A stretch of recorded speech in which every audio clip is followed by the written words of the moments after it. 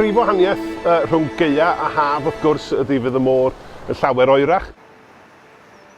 Dieddol o fod bod y tywydd ddim mor dda, so fydd y tonau a'r swel yn dipyn mwy, so mae angen i bobl wneud siŵr bod nhw yn cymryd pethau o ddifri yn ystod misoedd y gaeaf. Mae'r tywydd yn medru newid yn gyflym iawn yn ystod misoedd y gaeaf, so mae'n bwysig iawn bod chi'n ymwybodol o'r tywydd am y cyfnod y fyddwch chi allan, ac hefyd sicrhau bod gennych chi fodd o alw am help os oes angen.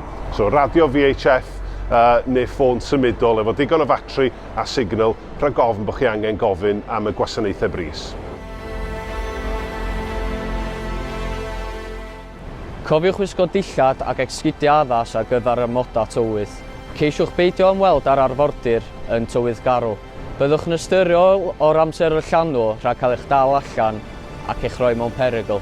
Byddwch yn ymwybodol o peryglon a darllenwch unrhyw rhybuddion diogelwch. So wneud yn siŵr bod gennych chi siaced achub neu siaced fywyd sydd yn gweithio, a bod chi hefyd yn cofio egwyddorion o sut i arnofio.